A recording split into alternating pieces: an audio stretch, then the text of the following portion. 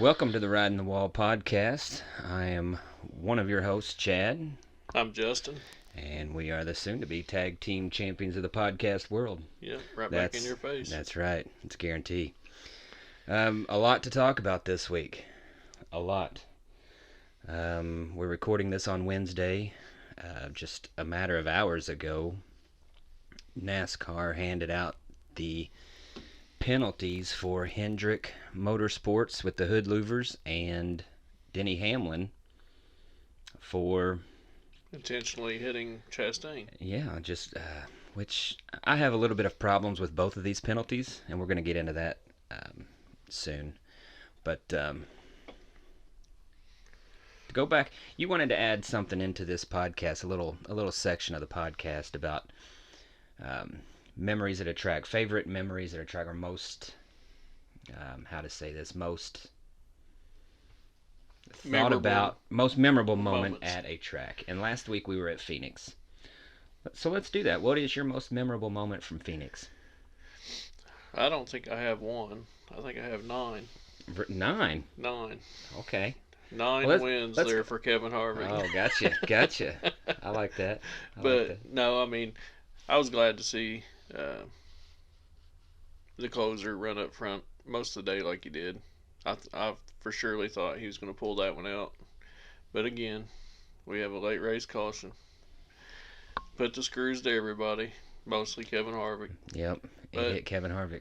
I mean, it seems like that's a weekly thing, that late race caution. Yeah. We have to end under green, white, checkered. Right. I don't think I can remember the last time we didn't end under a green, white, checkered, except for maybe a road course. Well, super speedways, they do it quite often, but they're already bunched up and packed up all the way around the track for the whole race anyway.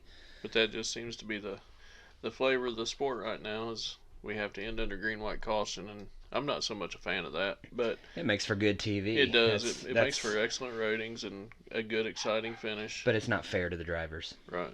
I think, or the crew owners. Yeah. It just. Well, one of the penalties that Hamlin got today was because of manipulating the outcome of a race. And that's why a championship, they said. And possibly a championship. And in my mind, I think, and some of these late race cautions are legit.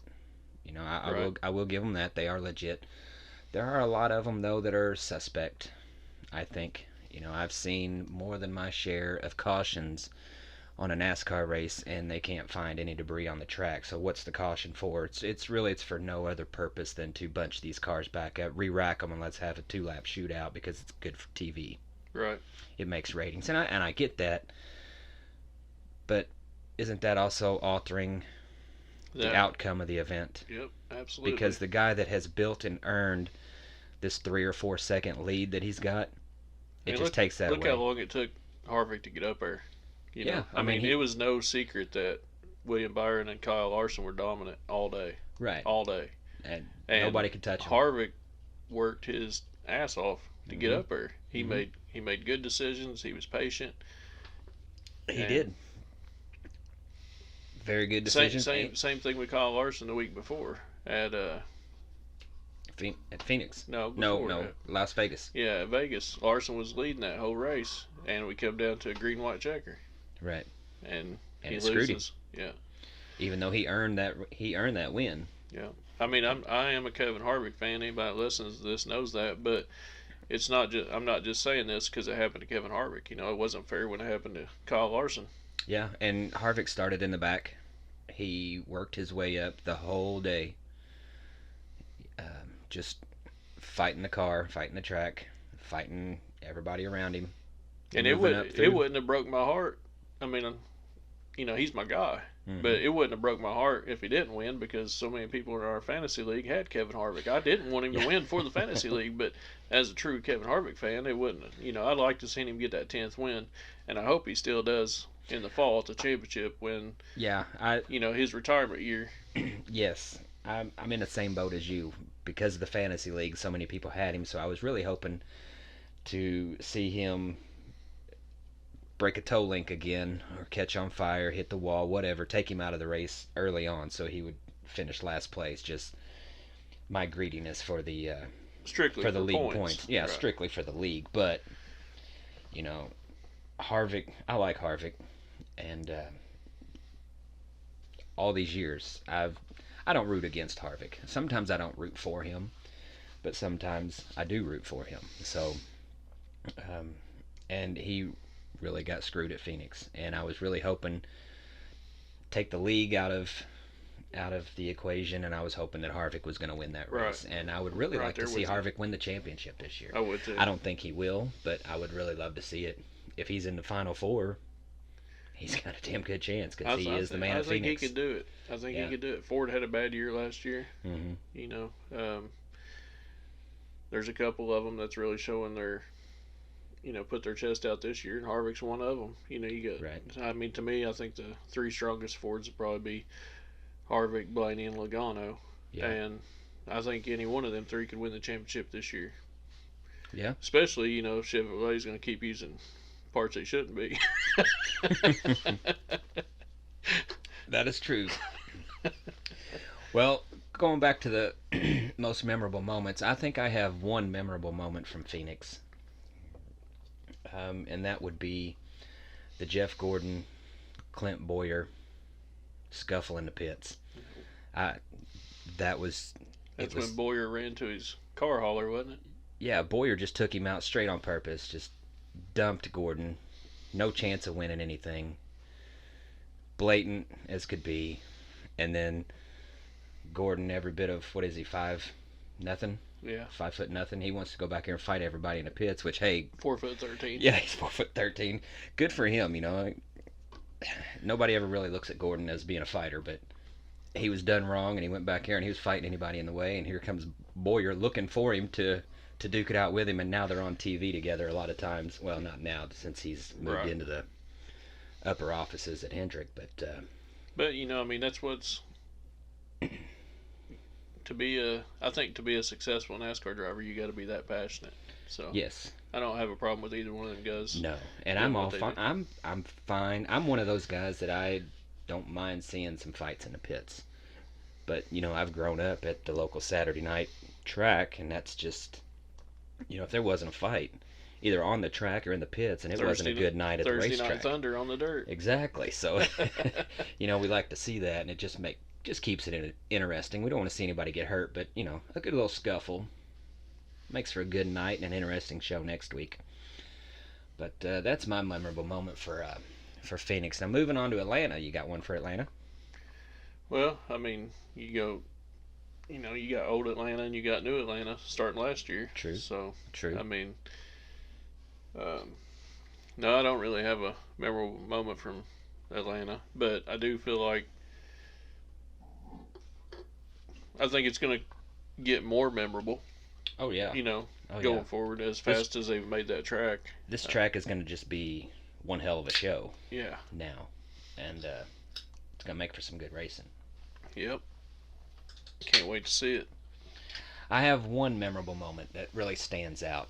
I probably have more if I think about it, but one stands out, and that was 2001, the spring race in Atlanta, when Kevin Harvick won that race over Jeff Gordon in his third race in that ride after Dale died. So that really goes without saying. That one stands out to me. Yeah. And I was a Harvick fan in his first race. And I knew nothing about the guy. Just because of the seat that he was taking. I wanted to see him do good. So now to see him, 23, 24 years later, still at the top of his game, kicking ass just about anywhere you go. Yeah, he's a competitor on any track. He's about like Kyle Busch is. Wherever they show up at, he's a threat to win. Right. Even though he's in a Ford. Yeah. He's a threat to win. Hey, I'll tell you what, Kevin Harvick, anytime, even this past weekend at Phoenix, before the race started, the pace cars out there, they're taking the cars around the track and everything like that. They're getting ready to drop the green. And them commentators, a lot of times they'll go to a certain driver, talk to one or two of them in their headset, and I can't remember if it was Clint Boyer or Danica Patrick, dialed up Kevin Harvick and asked him, you know, how have you done that 9 times here? Do you think you got a good chance today? And that kind of bullshit they usually ask. Mm-hmm. But Kevin Harvick, he said this, and he always says this, and I think it's a great line. It's a common sense piece of information. But he says, "You can't drive a slow car fast. That's My true. car's good." Mm-hmm. You know what I'm saying? So, they say, "How have you done this 9 times at Phoenix?" He said, "I've got fast cars." Yeah. You can't drive a slow car fast. Yeah. I mean, it definitely helps when you got good equipment. Right. It does come down to the driver too. Mm-hmm. I mean, you got to be a good wheelman, but Yeah. but I think he nailed it right there. You can't drive a slow car fast. And I'm glad you said that about it was either Boyer or Danica Patrick dialed him up, because I didn't have this on my notes to talk about today, but it's something I've been thinking about for the past 2 weeks. Danica Patrick on TV is just, it's making my ears bleed. Yeah. I really wish I wish she'd quit bringing up IndyCar. would get rid of that commentary. I just, not because she's a woman. No, not because she's a woman. It's just she's out here. Well, for one, she's interrupting Clint Boyer and Mike Joy when they're speaking. They're talking and they're doing their thing, and then she interrupts with whatever it is that she says.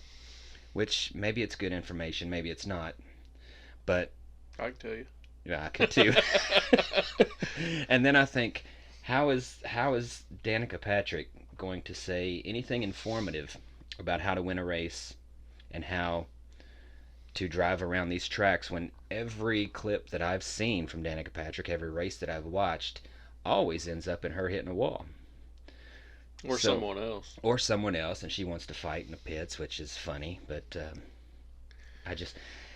how can you take advice or listen to that when she's trying to tell you how to do something and do it properly, when she never had the results that she's trying to preach? Or when there's an accident, she's one of the first to point out what their mistake was. Yeah. You know what I mean? Yeah. And I get that. I mean, she's looking at it from a different view now up in that booth than she was behind that windshield. Right, and that's a big difference. But on the same note, I mean, I think part of it is she's good for fans. Honestly, I think that's why Stewart Haas kept her on as long as they did. Cause she sells merchandise. She sells merchandise. There's a lot of women that go to them races, and they've got, I mean, a lot of them cheer for, a fellow woman. Right, the fellow yeah. women. Mm-hmm. And, there's a lot that cheer for the male drivers as well. But my wife loves Martin Truex. Mine too. Yeah, I don't get it. Well, I don't get it. He's in a Toyota. Right, that's. I mean, what kind of guy is hot in a Toyota? Right. I mean, Truex, he's not a bad looking dude or nothing like that. But yeah, he's got the beard. I think is what she likes. She likes the beard. Well, my Lisa, she's a big fan of him because of him and his now ex. Everything they went through, and he's so sweet and everything like that. And he may be the nicest guy in the world. I'm sure he is incredible. But and I like the guy as a driver. Yeah, I do too. I will say that. I mean, when he went to Furniture Row in the '78, kind of like, hey, this is your last chance to do something, buddy, or you're going to be out of NASCAR. And that boy turned it on. Yeah. I mean, no doubt he can drive. Mm-hmm. But I'd hate to see him go when he does retire. Yeah. Whether it's this year, next year, or he's whenever. Definitely a Hall of Famer, no doubt. Yeah. But yeah, he's in the Toyota, and that's kind of hard to swallow. But it's unfortunate. I ain't gonna lie to you either. If NASCAR came to me and said, Justin, you want to race this year, but here's the deal, you got to be in a Toyota, I'd probably do it. I'd probably do it. Yeah. I'd keep my comments to myself. But right. How good's your insurance plan? Right. That's. I got to look at that. Yeah. So, got 401k and insurance. Mm-hmm. And I get to pick my sponsor. Yeah. There we go. Moving on to something else that we had. Let's just go ahead and get it out of the way. Let's talk about these penalties. As we are recording this is Wednesday evening. NASCAR just came out with the Hendrick and Hamlin penalties for this past week from Phoenix. And if you're not aware, All four Hendrick cars plus the Colleague car of Justin Haley had illegal hood louvers, which if you don't know what a hood louver is, it is the vent that is on top of the hood, and sometimes you will see it flapping around there as the cars are going around the track. And what they do is, just like a normal car, the air goes through the grill, goes through the radiator to cool the water to lower down the engine temperature, so it cools the car. Which, after the air goes through the radiator, it gets, normally without the vents, it would be trapped in that engine compartment, which would in turn help heat the engine.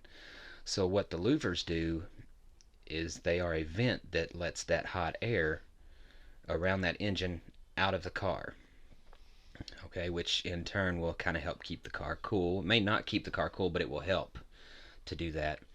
And that hot air being trapped under that hood just basically, it just kind of bogs the car down.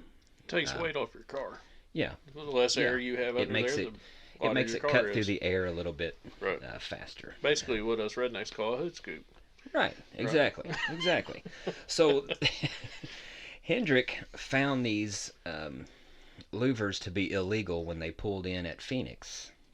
Now I've heard conflicting things. I've heard one report said that they caught these louvers as they were pulling the cars out of the trailers.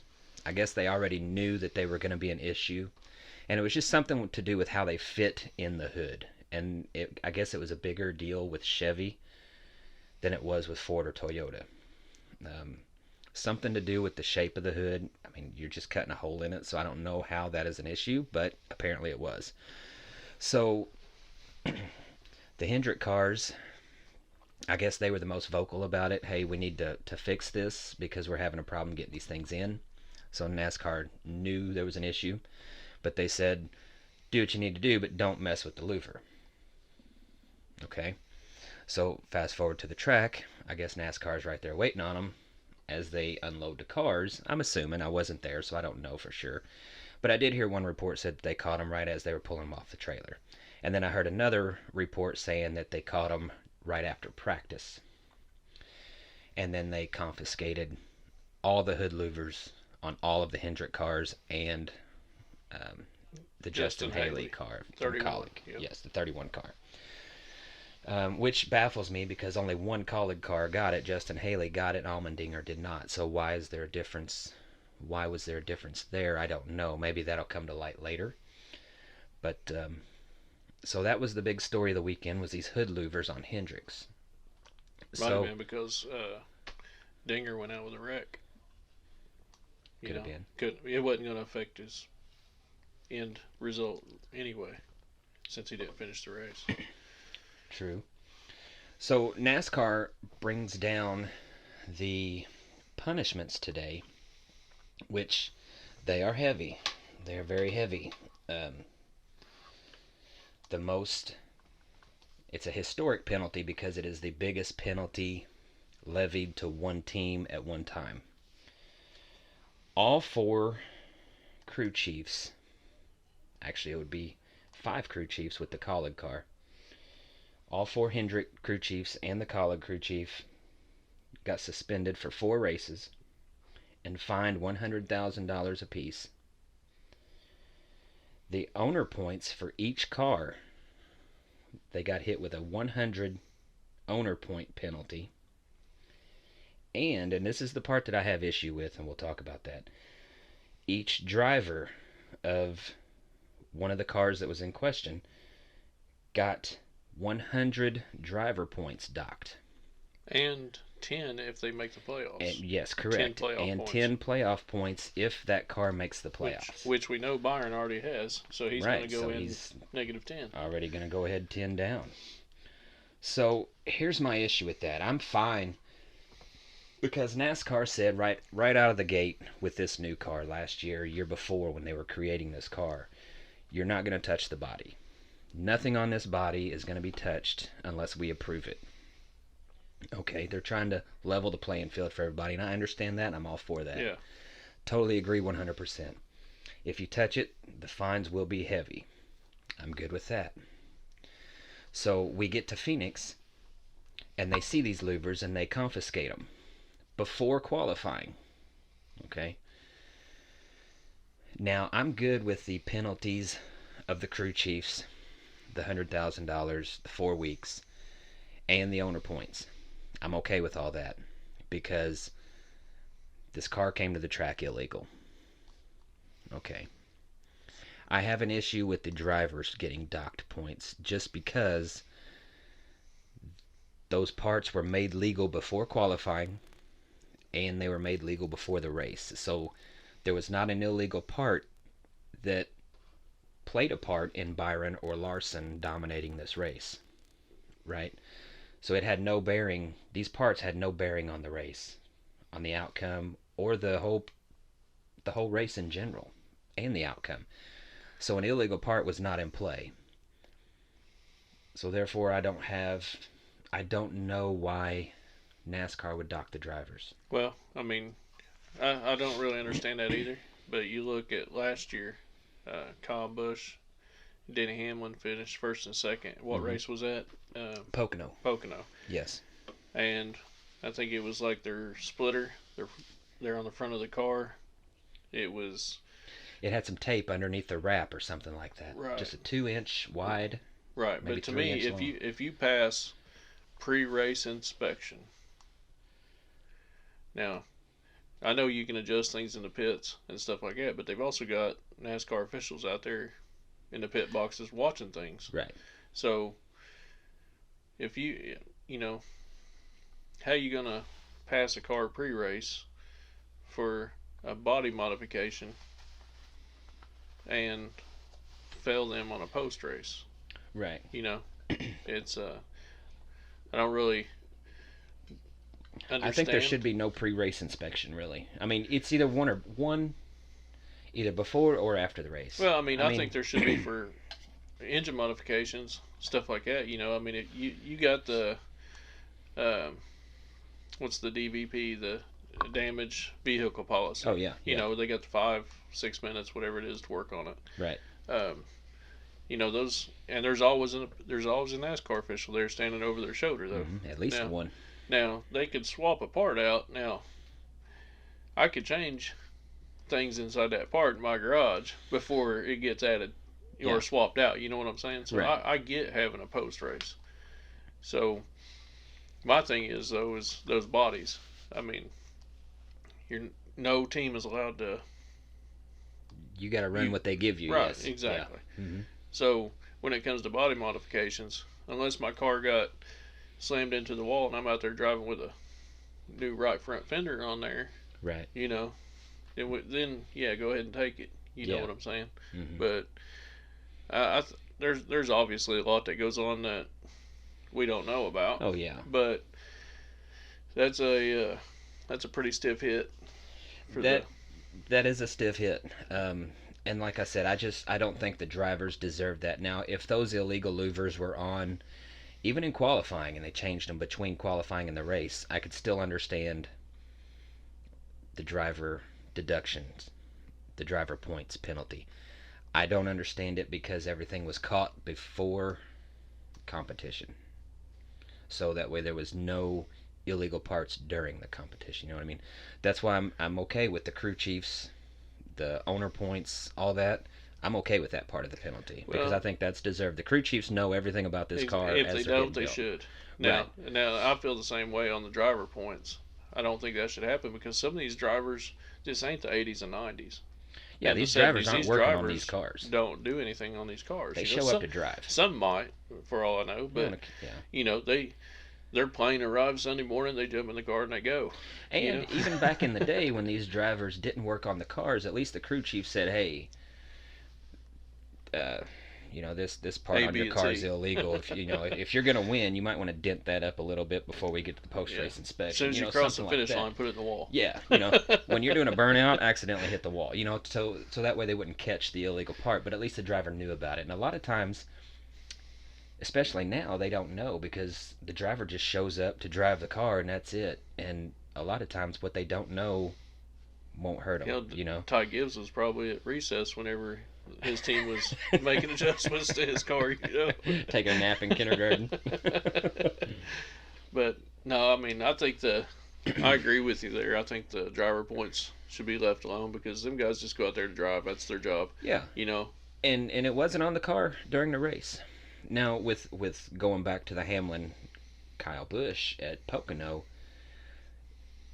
that was that alter I was getting ready to say altercation. Alteration. The alteration to their car was on the car during the race. Right. Now, no matter how silly it is, a piece of tape under the wrap, I think that's got to be one of the most silliest things because my mind just can't comprehend how that would be an advantage. Maybe it was. I mean, they did finish 1-2.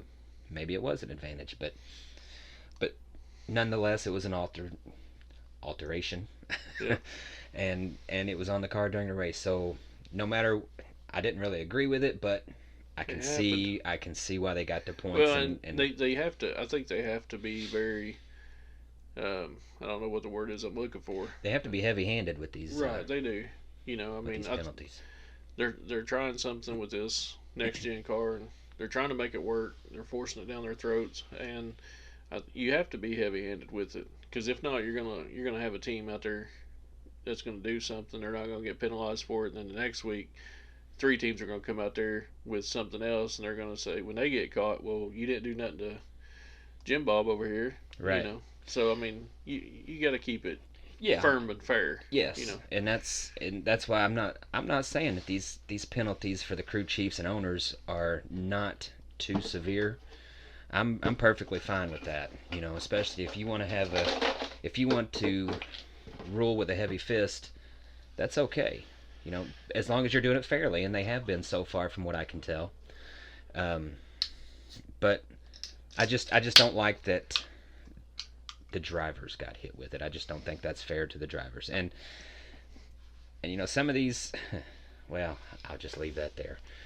You know, I'm a fan of some of these drivers, and I'm not a fan of some of these drivers, but I think across the board, that doesn't really have anything to do with it. Across the board, none of these drivers should have got hit with any points. So what's your feelings on the Hamlin Chastain penalty?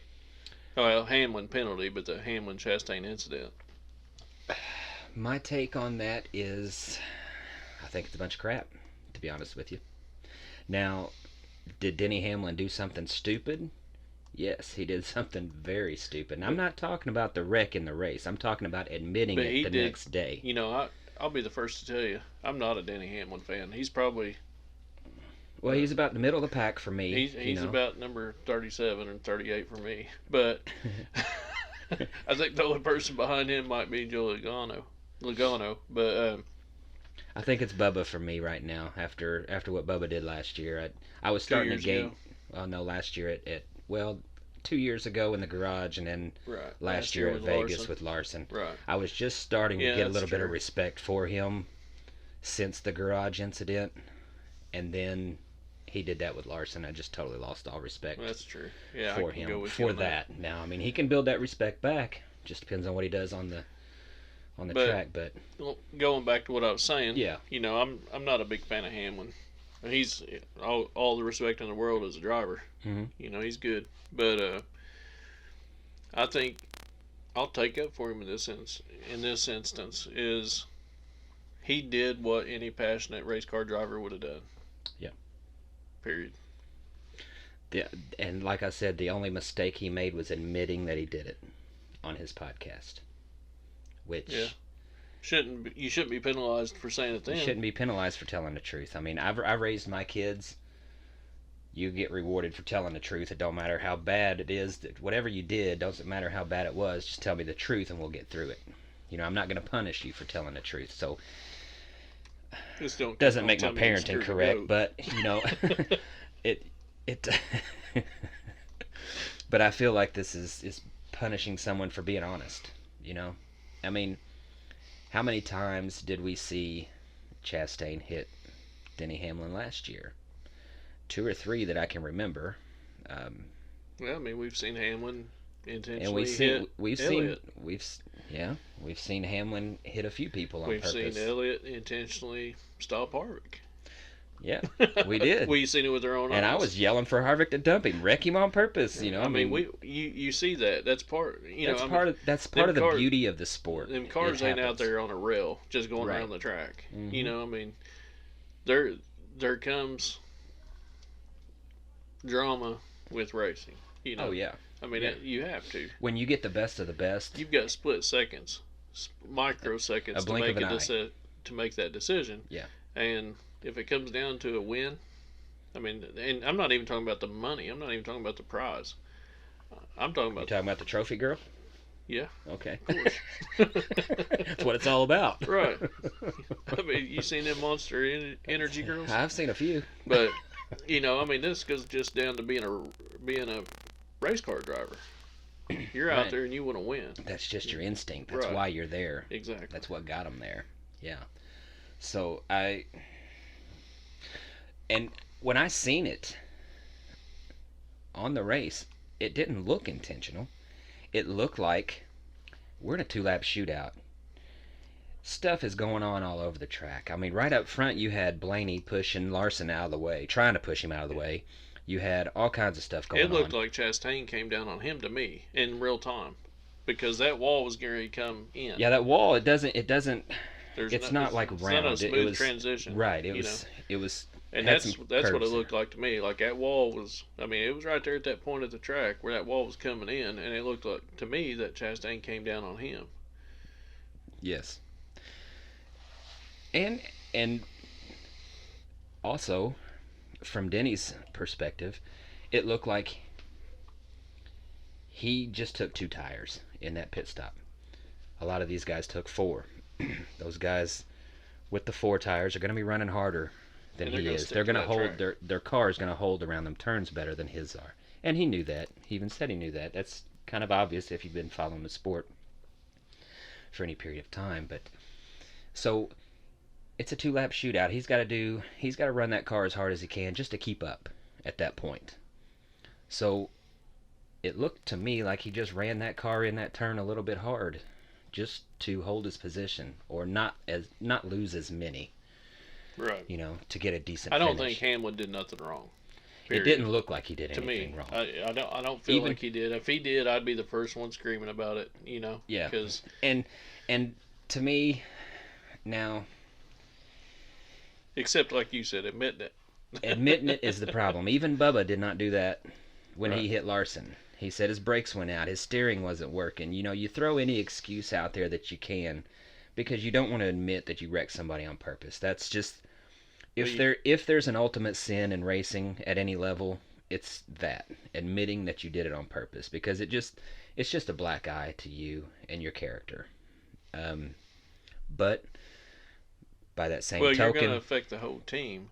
Right. I mean, these guys. You're not just affecting yourself as a driver. You're affecting your whole team. Yes, and it's like Hamlin said. He knew he was going to lose a lot of spots. He just knew it. Just the way everything played out and the tire situation, he knew he was going to go back to. I think he was running like 6th at the time, but he knew he was going to finish like 15th. And he just seen an opportunity to take Chastain with him without wrecking any of the other people in the field, which props for that. Most of the time, other people get collected in it, but he could just pin Chastain up against the wall and drag him back with him. But it didn't quite happen like that. But I'm kind of on Hamlin's side with this one. How many last season at Martinsville? How many drivers' cars did Chastain touch when he was riding the wall to make that finish? I think he touched 2. Right. At the finish line, he hit Keselowski in the tail, and he probably side bumped Hamlin on the way by. Right. So, I mean, it wasn't done intentionally. I mean, he was hitting the wall intentionally. Yeah. That goes without saying. But, he also threw caution into the wind. Right. When he did that move. I think it was an awesome move. I think it was an incredible move. I'm not a fan of it, but to see it for somebody to have that instinct to do something like that in the last minute, to think about that, and no one. I mean, what's it going to hurt? Right. Because they're already out of the final 4 at that point, or the championship 4. So what's it going to hurt to come up with that split second just coming out of turn 2? Right. I mean to me it was like this is a hungry young driver that did what he had to do to get his car in that championship and he made it work. And he done it. And even Hamlin stood out in the pits, leaned up against his car that day, like, what in the hell just happened? He couldn't even complain about it. He didn't like it. But I think everybody was in awe at the time, even Ross himself. Right. But you know what I'm saying? I mean, when he did something like that, I know he didn't intentionally hit them 2 or 3 cars as he went by them, but he still made contact with them and threw caution into the wind. Whereas Hamlin, the only difference was Hamlin admitted it. Right, and that's if that's what he did wrong. If Chastain would have said last year, well, I didn't care who I hit when I went around there, I just went for it. Yeah, he probably would have got the same thing. But it is what it is. And in case I didn't mention it, the penalty for Hamlin admitting that he did something like that on purpose was a $50,000 fine and 25 driver points. Now, here's my issue with these. He admitted that he wrecked him on purpose, which in my mind, it's not wrong because he's being honest. It's just one of those racing sins that you don't commit. You know that. You know that when you climb out of the car, you don't tell anybody that you hit somebody on purpose. Even, it doesn't matter how obvious it is, you don't say it. Because then you just look like a demolition derby driver. You have no care for your car or your team or your finish. So that's why you don't say it. I feel like if it was that big of an issue, NASCAR should have, if it was that obvious that NASCAR is going to levy a penalty for that, it should have been called race day. At the moment. At the moment. Hey, you took him out. It's going to be a penalty. We're going to discuss it for a couple of days. You'll find out the penalty on Wednesday. If they said it during the race and then levy this penalty, that's fine. They said nothing about it on race day. They didn't say nothing about it until Hamlin admitted it 2 days later, which me and you were talking right before we went on the air. It's like spanking your kid 5 days after they did something bad. Right. Well, that's not how you do it. That's right. It's not right. That's why I have an issue with that. It should have been levied on race day. And which another thing for me is they said it was what was the words that they used? Manipulating the outcome of an event. And again, we were talking before we went on the air. Isn't that what NASCAR does when they throw these late race cautions and there's no debris on the track? Yep, nothing found. They're throwing a caution. Sometimes they're throwing a caution. Sometimes it's legit. Sometimes it's legit, and I'm all for that with being legit, you know. But sometimes these drivers will get a 4 or 5 second lead, like Larson had last week at Las Vegas, like Harvick had this week at Phoenix. That just doesn't make for good TV, so they have to throw that caution out there for good TV ratings, and that's the only reason they're doing it. People are going to turn away from the end of this race just because Kevin Harvick has a 4 second lead and the race is over. They don't want to do that, so they throw a caution, which makes for good TV, keep people tuned in, but they're altering the end of this race. They're altering the championship outcome because Harvick would have won that race. There's no doubt about that. Everybody was saying that. Everybody knew. Even Byron and Larson. They couldn't catch him. Nobody catch him. Right. He passed Larson and made it look easy, and nobody could pass on that track all day. I mean, clean air made the 100% difference at that track. And when Harvick got out there finally to the clean air, he dominated. He checked out. Same with Larson and Byron. When they were in the clean air, they dominated. And that's why they were racing so hard on these restarts, because they knew they had to get out front of the other one. Right. Because once they got out front, they could check out. But just like you said, it does affect the outcome of the race, because when you've got one Stewart Haas car in that top 10, but you got 4 Hendrick cars in that top 10, and a caution comes out, I'm sorry, that Stewart Haas car is done. You know what I'm saying? You get a 4-man team up here. I think Josh Berry was in ninth. He finished 10th, yeah. Right, but at the time of the restart, or the caution, he was in ninth, so you had all 4 Hendrick cars up there in the top 10. I mean, they're close enough together, they're going to push one of their own to get that win. Right. You know what I mean? Yeah. And Stewart and Harvick sitting up there just watching them go by because he ain't got. I mean, he had who was up there? Blaney. Uh, Blaney was up there. Yeah, there was only one or two other Fords in the top 10. Yeah. And those guys will stick together, but he was a sitting duck when them boys came. Yeah, and he knew he had a long green flag car. He had a long run good car. On restarts. He couldn't do a 10 or 15 lap shootout. He was ready for a 30 lap shootout. Right. And then he was going to dominate. And you got a 2 lap shootout, so he knew he was a sitting duck at that point. As soon as that caution came out, he knew he was done.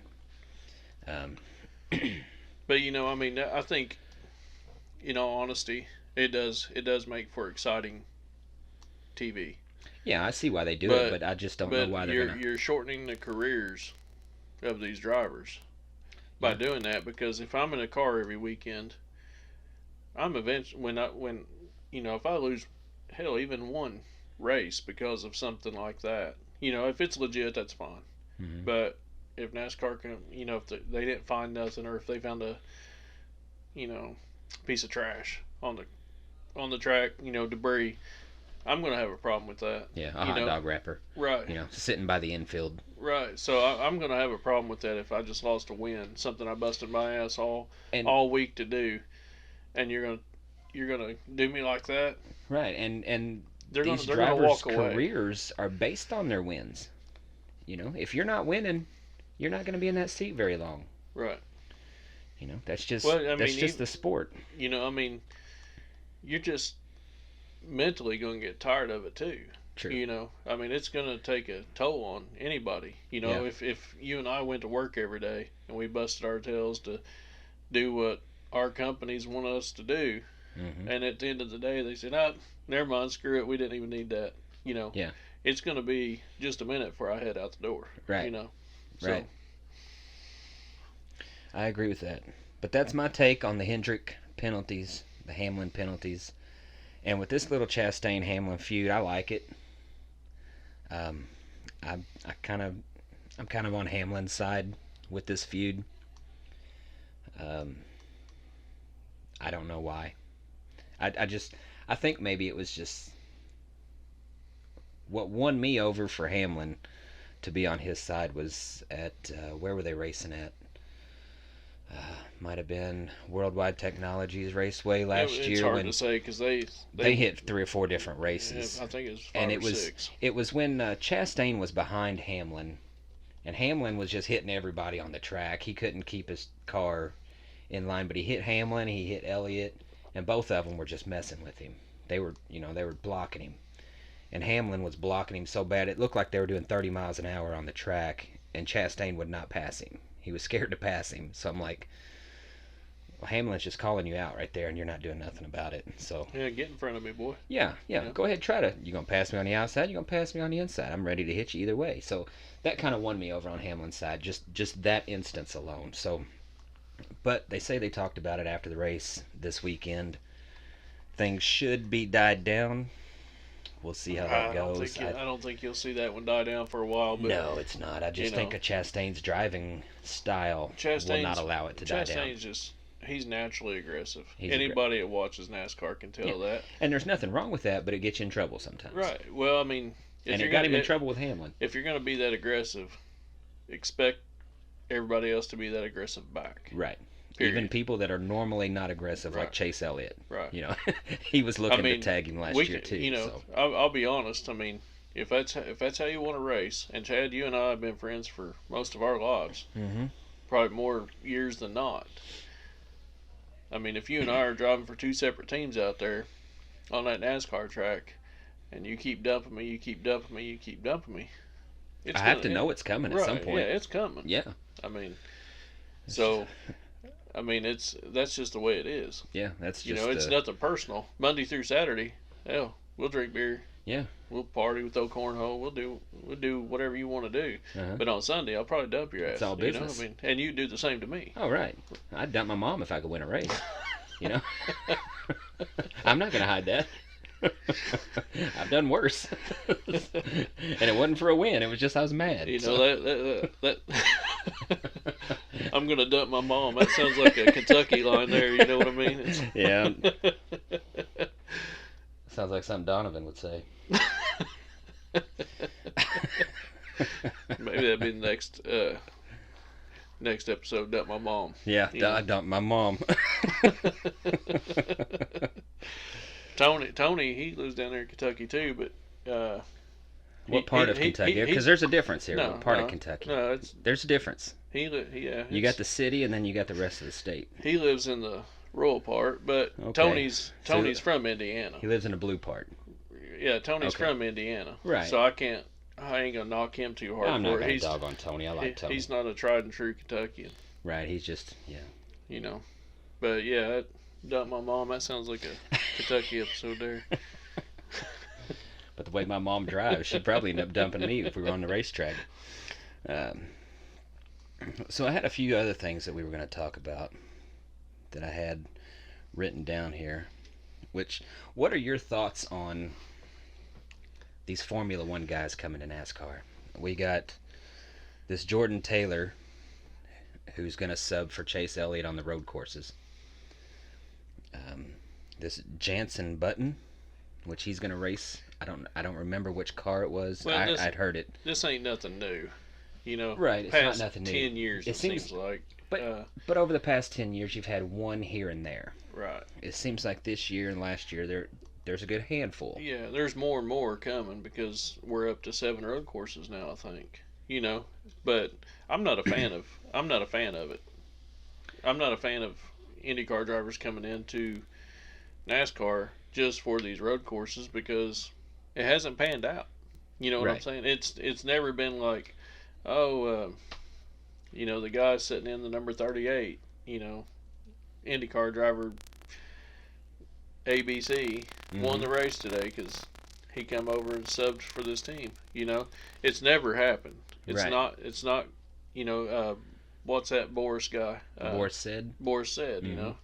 Great driver. Yeah. I'm not taking nothing away from their ability, but stock cars, NASCARs, are different than Indy cars. I mean, some of the courses are fenders. The same. Right. Yeah. Horsepower is different. Pickup and let off is different. Aerodynamic is different.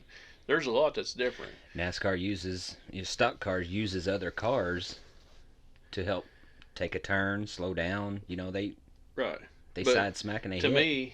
To me, if let's just say I'm a tried and true legendary short track driver. Mm-hmm. That's you're a ringer. I've been doing it for 15 years. Right. And I go to a road course in NASCAR and you're going to pull me out to put somebody else in it, I'm going to have a problem with it. Right. Because that's part of my season. Yeah. Give me the chance. This is my seat. I earned this seat. I get paid to drive this car. I'm not letting IndyCar Carl come in here and take my ride for the weekend, Right.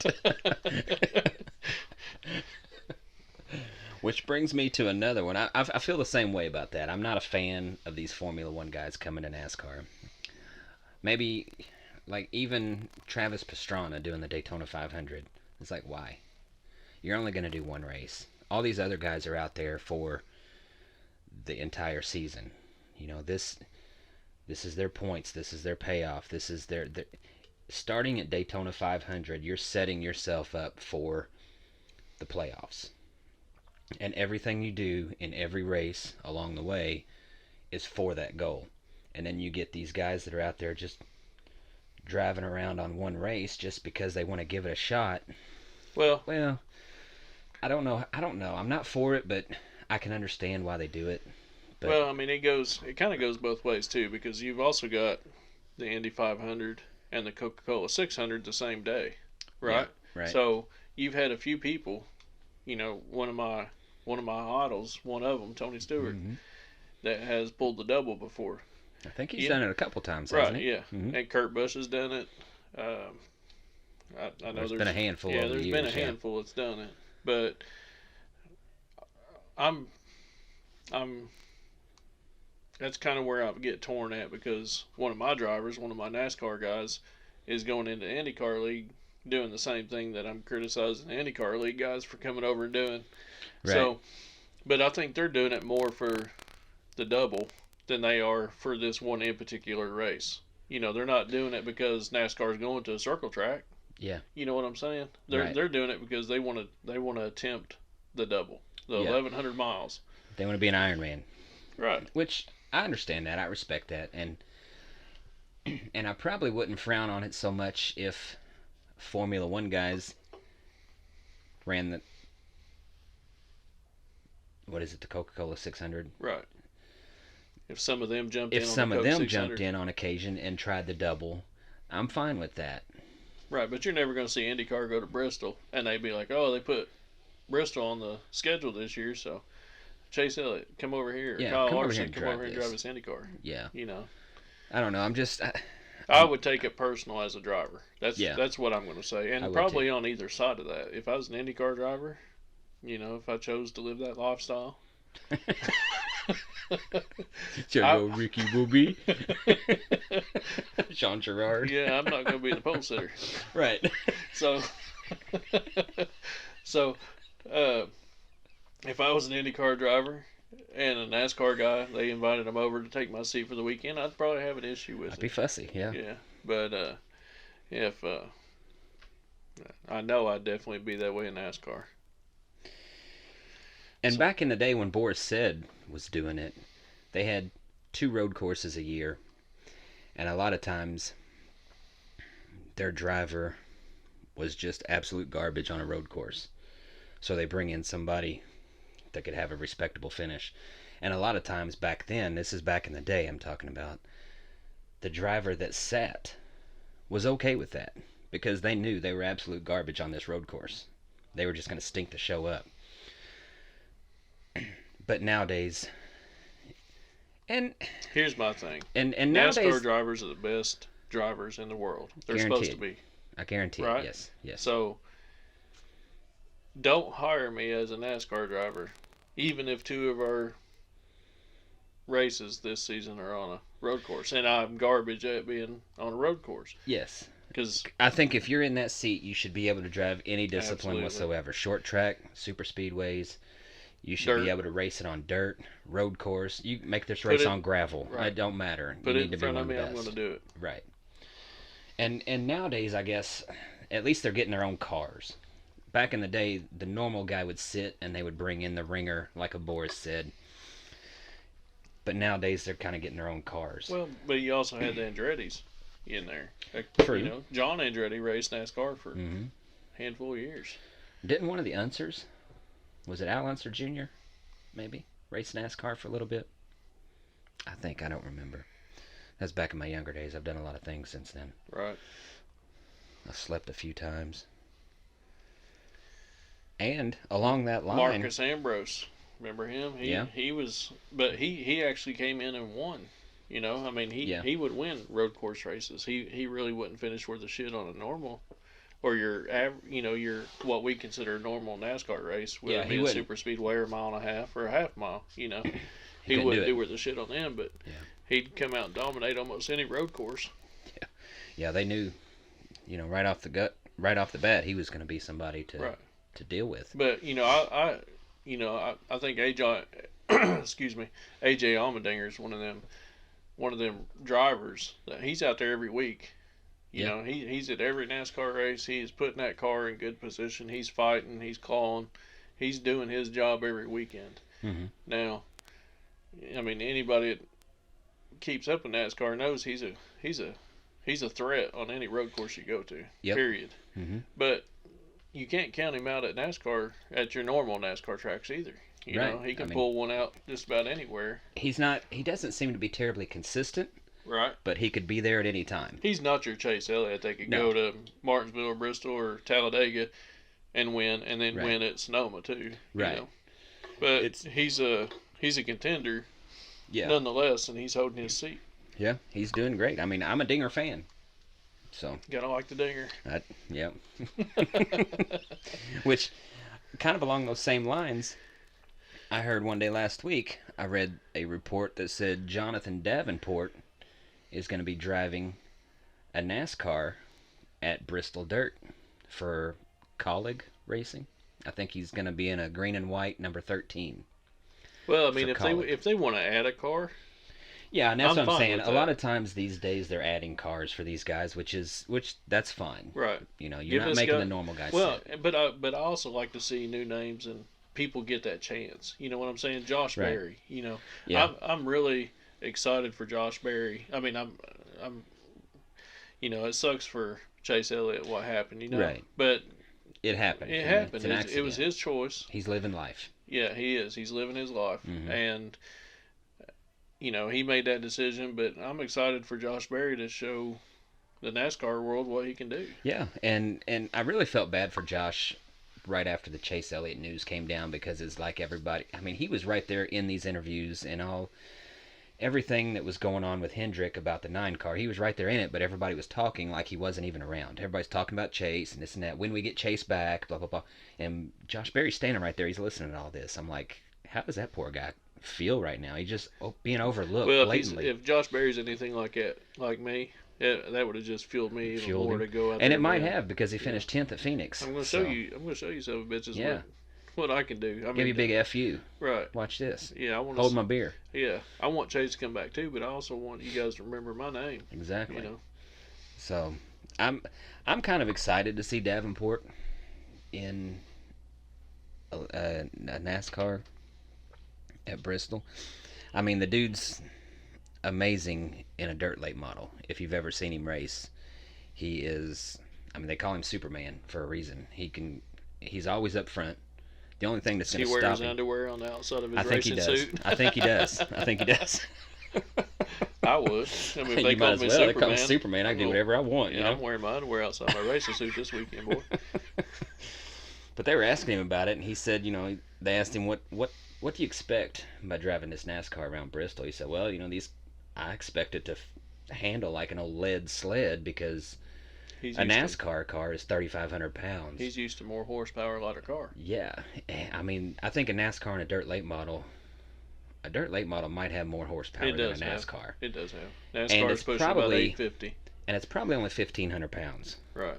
Whereas a NASCAR is 3,500 pounds. Right. You never see, even at the Bristol Dirt, you and I have been to that race, you don't see a NASCAR get up on 3 wheels. No. You know, I mean, you never see it. No. So, and he even said a dirt late model will go around that track 5 seconds faster than a NASCAR. Right.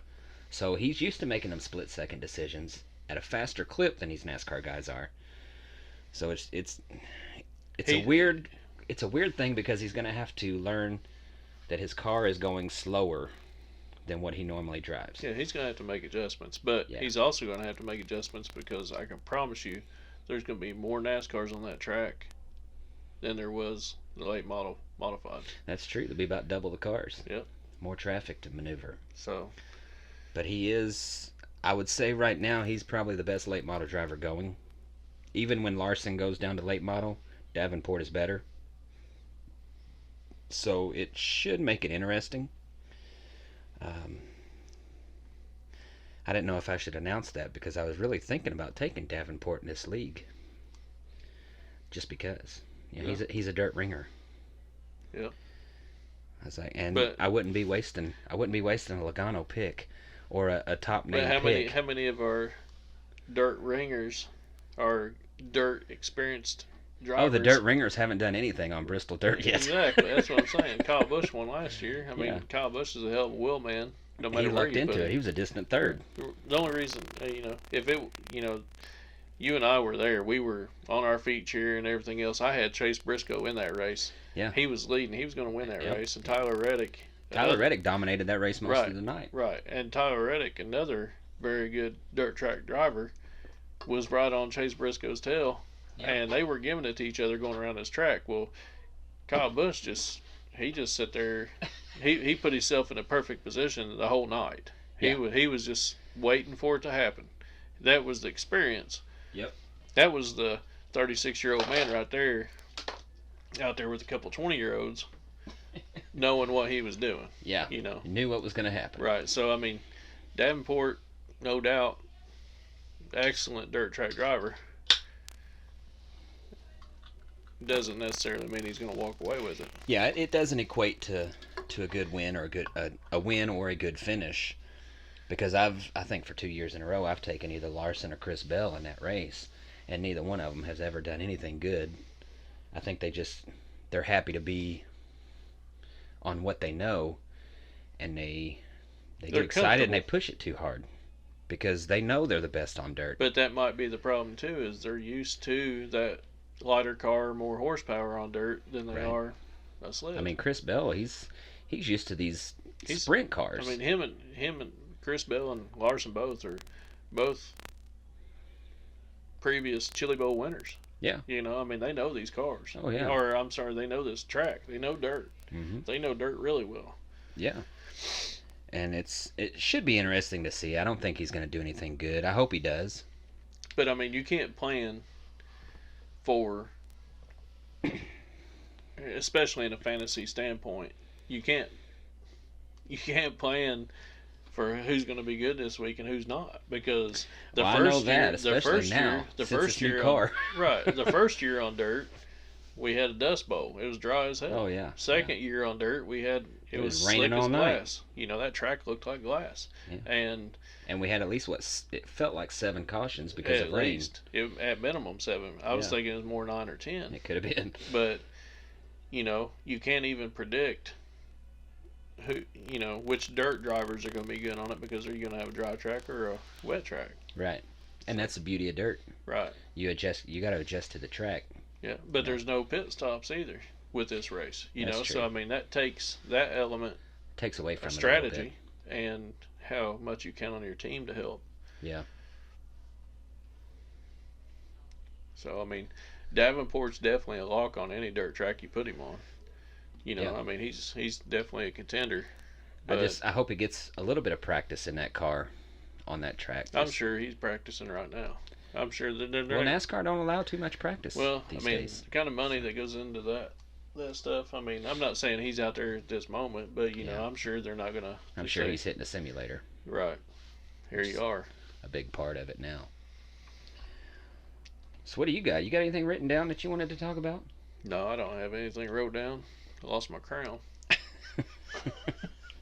I've got some more, but we'll discuss them. I remember a couple weeks ago when we did our last podcast, I had something that I was going to do, and I remembered that I had something to say, but I don't remember what that was that I was going to say. Okay, I'm glad you do. I wrote it down so I wouldn't forget it again. One of these segments that I wanted to put in this for this year was going to be how much has Joe Gibbs lost this week, just by making the choice to get rid of Kyle Busch and to get Ty Gibbs in the seat and take it week by week. Because when I was younger... You talking about how much money has he lost, how much money? Pride? I mean, nothing intentional towards Mr. Gibbs there, Coach Gibbs. But Coach Gibbs, smart man, but I'm going to give up a bunch of money every week. It's got to come with the territory. Yeah, and I get it. You know, you want to get your grandson in the seat because he is the future, whereas Kyle Busch has been racing for 20 years, so he don't have too many more years left. So I get that aspect of it. But to push a guy out like that, who a lot of people are saying is the GOAT, and we'll discuss that next week, but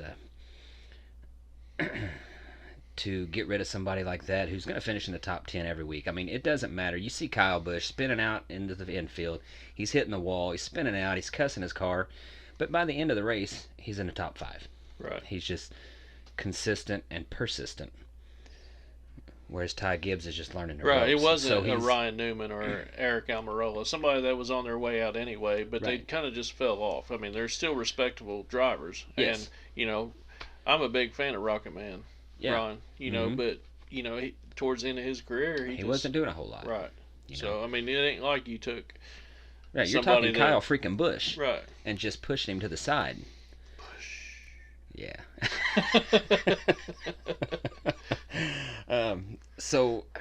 But what I wanted to do, because when I was younger, I remember reading the paper, and the newspaper always had, you know, Dale Earnhardt finished 7th and he won this amount. They had the purse broke down for each position. Yep. And I was looking for that, and I can't find it anywhere. And I know I learned that NASCAR has quit publishing the finishing purse for each position, so I can't find it anywhere. But that's what I was going to do. That's what I thought about doing. They always had the top 10 in there in the sports section. Yeah. Right. Yeah. Sometimes they had the whole field. Right. Sometimes 3rd or 4th place would make more than the winner of the race. Yeah. You know, I mean. Right.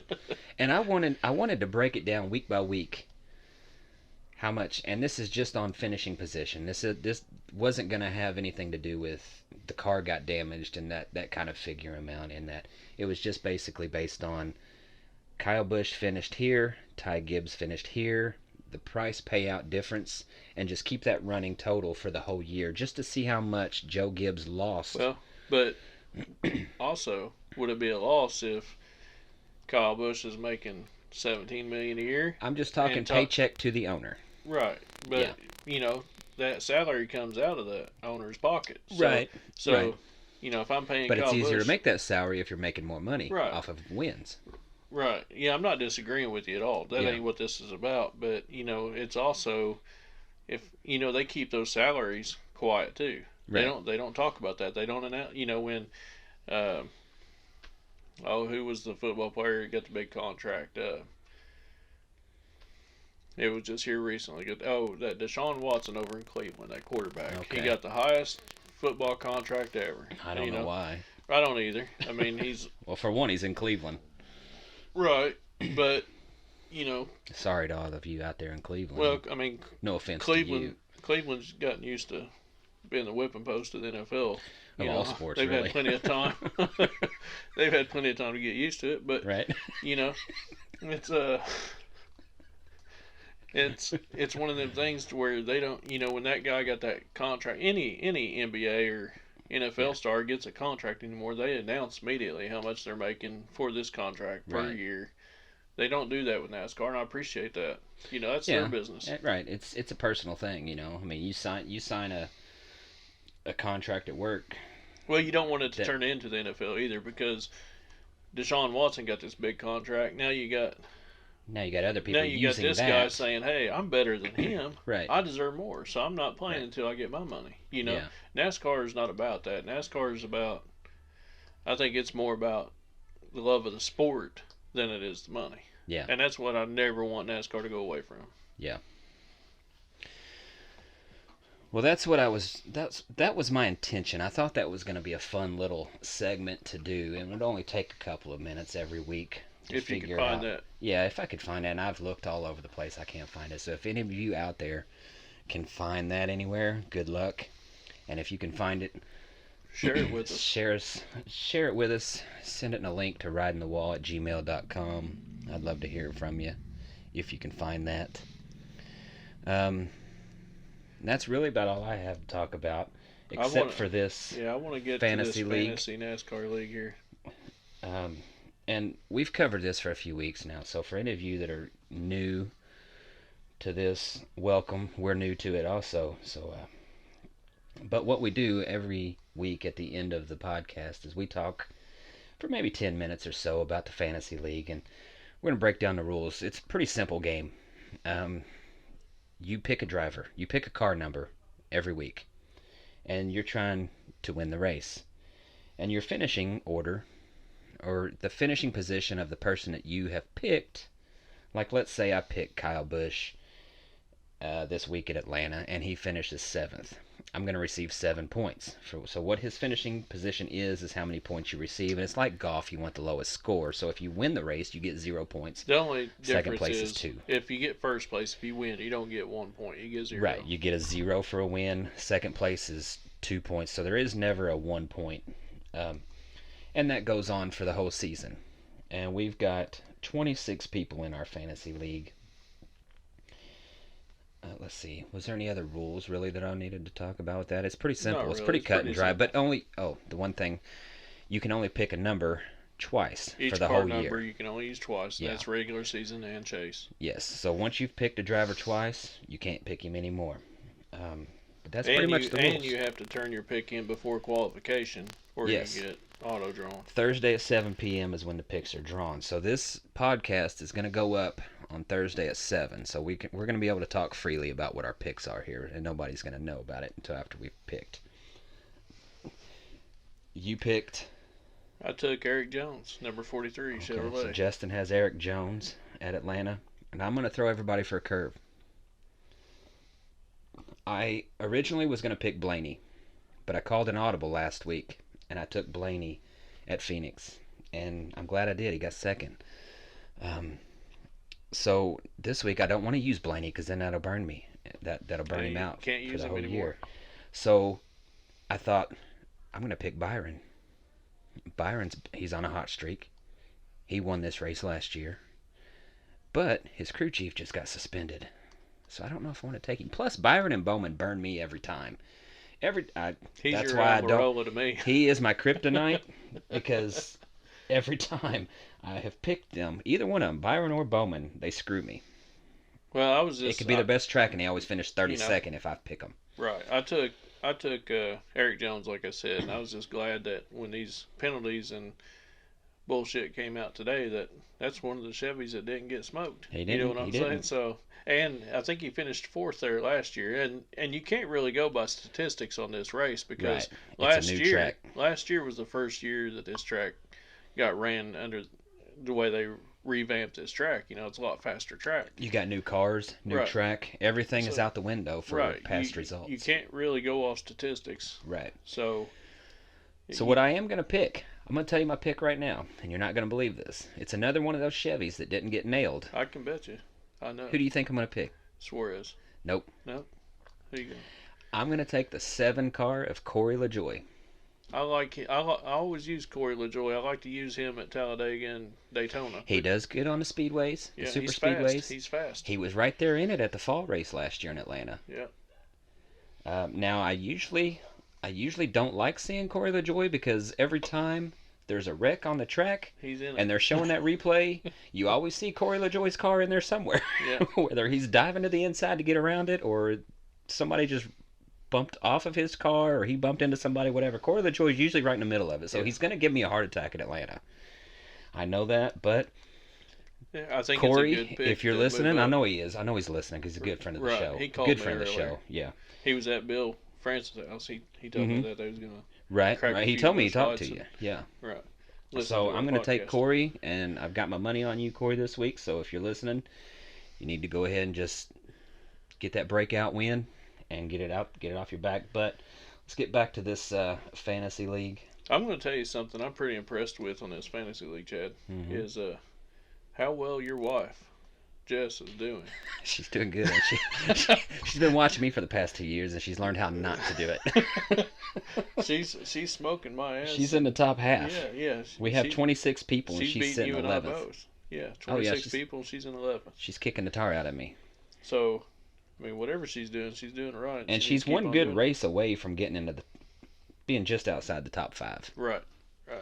And one bad race for everybody else. Yeah, and for those of you listening, we're looking at a dry erase board with the names and the standings of all these people. There's 26 people in our league, and after Phoenix really bunched everybody up. So who I just stand out wise, I think Jess has impressed me more this year as her first year in our fantasy league. Yeah, she's got the rookie stripe on her back bumper. Right, she does. So and she's doing good. Yep. But she starts getting in lap traffic, and she get done pretty easy. Yeah. Now, who, from your standpoint, who you been impressed with in our fantasy league this year? Well, I'm going to give a couple of shout-outs here. Number one, I'm going to give a shout-out to Scott. What? Of all people? Of all people, our HR department. Scotty is the head of our HR department, and he is winning our standings Scott, right now. Let me go back. Scott deserves that shout-out. You going to paint the picture? I'm surprised Chad's giving it to him because them two go at it so much and so hard. He just texted me just a minute ago, and I haven't read it yet. But yes, we go at it. We just look for a reason to give each other a hard time. And normally, Scott being at the top of these standings, he would be lighting my phone up, just rubbing it in, calling me all kinds of loser, But he hasn't. He hasn't this year. Well, I think he knows. I'm going to call him out. Maybe he's on to something. Like, I haven't busted his nuts too bad. And it's working for him. And it's working for him. So karma's not kicking him in the butt right now. Right. Well, don't get used to it, Scotty, because I'm coming. Or maybe Steph's making him walk the line too. We don't know. That's very good chance of that. Yes, I can see that. Poor Steph, she's got an uphill battle there. She's got her hands full, doesn't she? I'm sitting in 18th place. Scott is winning this thing, And Justin, you are now 22nd. You fell 4 spots from last week. I went up 2 spots. And I've got Mofat right here. He picked the winner last week of William Byron. He was the only person to pick the winner. And because of that, and it bunched everybody up, he moved up 8 spots. So good job to Mofat. Well, I'll tell you what, I'm gonna hit on something else too. Yeah, Moffat's done pretty good. He's a rookie this year. He's a rookie also. No, yeah. He wasn't in it last year, was he? Jeff Moffitt, yeah. Oh. Yeah, you said his full name. Yeah. Yeah. Maybe he was Jeff M last year. Yeah, Jeff M last year. Well, he's Moffitt this time, so. Yeah, or as you say, Mofat. Mofat. I call him Mofat. So, somebody else, I'm gonna give a shout out to this guy. Not only Jess, but is Hunter. And you're calling out Hunter. You're giving him props. I am, because I'll tell you. I mean, I've known Hunter for a while now. Okay. And he didn't watch NASCAR for years. He got back into it last year because you had to tell me that, didn't you? Right, but okay. But I wouldn't be giving him a shout out. Hunter's in second place right now. I'm gonna give a shout out to Hunter too. He's 9 points behind Scott, our leader, and Hunter pretty much stayed at the top of the board last year. We couldn't catch him all year long. Couldn't catch him through the chase, through the regular season. I mean, he picked Eric Jones at Darlington. Right? Yeah. Who does that? Right. Who does that? Hunter. Hunter did. So I'm not looking at this like a fluke. I mean, either Hunter's got some kind of godly luck on his side. He has the sports almanac from Back to the Future. Yeah, okay. I look at Hunter. So he's a Biff Tannen to me. I've never met Hunter. Just for those of you listening, I've never met Hunter. I'm sure he is. I'm sure everybody. He's a trash talker though, and I love that. I like about that. him. He's going to get along just great with us. He's a U of L fan. I'm even okay. All right, we're suffering together. Right. So, thank you, Hunter, for staying a U of L fan, because I am too. We need all of them we can get right now. But I'm going to talk about Hunter too, because last year, like you said, you just painted the picture. Hunter was at the top of the list. Nobody couldn't catch him, and he was using pretty good picks every week. I'm thinking, okay, he's got to run out of them at some time. Even when he picks Eric Jones at Darlington, I'm thinking, all right, we got him this week, he's gonna get and then he picks the winner. Right. So he has to have a sports almanac somewhere, and that is my goal. My goal is not to catch Scott. Scott's going to fall from the top. It's just a matter of when. I'm sorry to tell you that, Scott, but you're going to fall from the top. I wish you luck, but so me being me, I'm going to pass you. But Hunter, my goal is to pass Hunter, because the championship goes through Hunter. He won it last year with crazy, ridiculous picks. Yeah. And they were coming through for him, and he's right back in the same boat this year. I remember last year he got a 19 one week. He got a 19, and at work he was almost like, how do I recoup from this? I'm like, a 19? 19. If that's your bad day, you're doing all right. That's true. Because I think there was 4 races in a row. I got like a 34, 32, 35. Yeah. I thought you was just going numerically there for a minute. Yeah, I was. I was pretty much doing like Paul is this year. Right. Paul. Paul's been in this NASCAR league longer than I have been. He ain't figured it out yet. Right. Well, or maybe he's got a good strategy. I don't really think it's that. I think it's more of, he's a fan of the Dallas Cowboys. Oh, okay. I got you. He's a big Cowboys fan. That paints a picture right there. Right. So that says more than it doesn't. And for those of you listening, Paul's in last place. He's the only person with over 100 points. He's got 102 points right now, and the next place above him has 84. So he's always got an uphill battle every time I've seen Paul's name there. But let's see who else we got.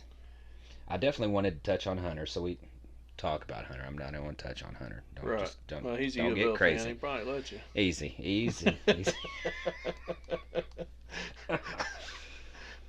But I want to talk about this Donovan guy. He was talking some smack on the group text a couple of weeks ago, saying how we was soft and all that stuff. And then, what do you know? Karma hits, and he dropped 15 spots last week. Yeah. And he took a hard hit. Yeah. And then he moved up 1 spot like a this Chevy, week. like a rock. Yeah. There you go. Well, we both picked Chevys for Atlanta, so Yep. we'll see what happens. But anyway, this Donovan cat, he's he's quiet when he's losing. I've noticed that. He's not so quiet. He ain't saying a whole lot right now. When he's ahead of you. He ain't saying a whole lot when he's up there in the top. I will give him credit. He has found the quickest way to the bottom. Yeah. But I like that. I appreciate that. You know what I'm saying? I like the trash talking and the controversy. I'm all for it. Makes it fun. Right. I mean, it gives us something to do on a Tuesday and Wednesday night. Right. We'll just sit around and smack talk each other. Right. So. But yeah, MoFat did pretty good. She's just been steadily moving up. Yep. I mean, she's like I don't know Harvick who she's picking. Week. She's like a what? She's like Harvick was last week. She's just being patient. She's making her way up 1, 2, 3 points at a time. Yeah. She gives me that side eye really every time. I'm like, who's my driver gonna be? And she's like, it don't matter. I'm gonna beat you. I'm like, shut up.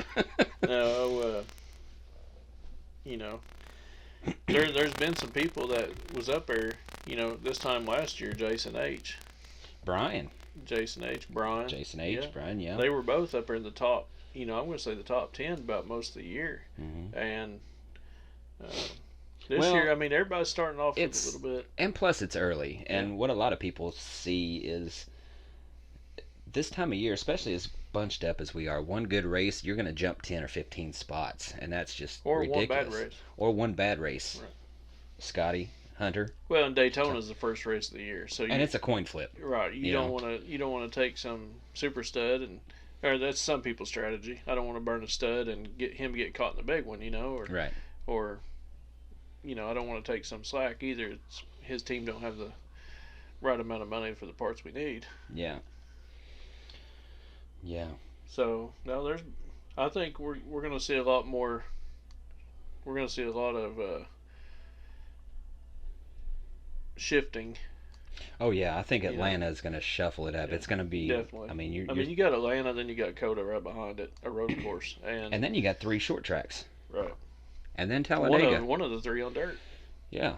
So I mean, we've got a lot of races coming up that's really going to shake it up. Yep. So. Good luck to everybody. All you fantasy players that are listening, keep. Good luck. Yeah. Check your rearview mirror because I'm coming. Yep. And if you need any advice on who to pick, you can ask call Jess. Or call our HR department. Yeah, he'll tell you exactly who to take. Don't call me. No, don't call me. Definitely don't call me. I'm 26 right now, so don't call me. I'm always in trouble with the HR department. But we've got a pretty good HR department. He keeps everybody in line. Yep. But speaking of keeping in line, I would have thought Tony would have kept his son-in-law, which is Donovan, in line. You know what I'm saying? Going into this fantasy league, Tony's a. He didn't teach him anything because Tony's sitting 4th and Donovan's sitting 20th. Right. But is he telling him stuff and misguiding him as a father-in-law? I mean, Tony's a UK fan too. Well, that tells me a lot. Right. Tells me a whole lot. So I mean, is he doing this, or is Donovan going out on his own, not listening to his dad-in-law? I mean, Donovan might be listening to his wife the way it looks, as fast as he's dropping. I mean. Yeah, it could be. Or maybe he needs to start asking his wife who to pick. I'd say that's probably the case because I tell you what, Jess is doing a lot better than I am. And I know Earl is always, because I work with Earl. Yeah. So he is telling me all the time, his wife picked this person, and he picked this other person, and his wife picks better than him all the time. I've seen some of these messages where Earl's and Brian and who's the other one? Maybe. Is there Jerry? Jerry, that comments on Earl asking his wife who to take, because, Well, I would have to say between Earl and his wife is the smarter of the two. I've never met Earl. Well, you're going to meet Earl pretty soon. Earl was supposed to be here tonight, but something came up. He had to work late or something. He couldn't make it. I'm sure he'll be here in the future. Yeah, I remember you saying they worked him too hard or something. Yeah, today. They worked him like a dog today, he said. And he's too old to handle that anymore like he used to could. Yeah. But yeah, I mean, if guys, I'm gonna tell you right now, if you're married and your wife halfway keeps up with NASCAR, just listen to her picks, because for me and Earl, that would probably be best. I'm gonna start asking Lisa because what I'm doing ain't working. I'm just gonna yeah, say, I'm just gonna tell her which number you like better, this one or which this car one. is prettier. Right. Which one's got the best paint job, honey? So that's gonna be my new strategy. I don't blame you. I don't blame you a bit, but I wonder if that ain't what Steph's doing with Scott. It could be. He's just not telling us. Right. But then Steph's a Dallas Cowboys fan too, so it might not be. Yeah. But Scott is too. No, Scott's a Colts fan. I mean, he's got that going for him. What's the Colts stand for? I learned this a long time ago. Stands for America. Colts stands for America. Colts stand for count on losing this Sunday. That's what Colts stand for, and that's my local team. But well, I'm not really. I don't really follow. I'm more of a Peyton Manning fan than I am an Indianapolis Colts fan. Love Peyton Manning. Just like I'm more of a Bobby Knight fan than I am an IU fan. Yeah, I give you that. So, I like Bobby Knight. Don't like IU at all, but yeah. All right, folks. Well, I think we've touched on everything we're going to touch on this week. Yeah. We'll be back after Atlanta. Mm-hmm. We'll talk about Atlanta, see what news and see what comes out of this. And I'm sure maybe in the next few days and probably all the way up till the pre-race, we'll hear more about the Hendrick issue with the penalties and stuff. Yeah, like he that. is. So, they are appealing that. Yeah. So the appeal is underway. We don't know what that's going to happen with that, but I haven't heard about Hamlin appealing his. Although he probably should. He can't. I mean, he said it. Right. Right. I mean, why waste the money, right? So. Yeah, I think we got a next few races are going to be interesting. It's going to get really Atlanta, interesting. Coda, Fantasy-wise. Richmond. Yeah, fantasy-wise it will be. I mean, I think the race itself in Atlanta is going to be pretty interesting. Coda won't be as interesting as Atlanta, but right. I've already got my pick for Coda. Yeah. So I'll tell you that next week. But all right, folks. Well, we appreciate you listening again, and if you tune in every week wherever you find your podcast at, just on all platforms. We're here: Spotify, Google, Apple, all that. We're here. Look for us. Tell your friends. Like I said, we've pretty much touched on everything we're going to this week. We went a little bit longer than normal, but we had a lot to talk about. Yeah, sorry we missed last week. Yeah, life happens sometimes, but it's going to happen from time to time. But we're back. We'll be back next week, and we will talk to you then. Right in the face. Go Corey LaJoy.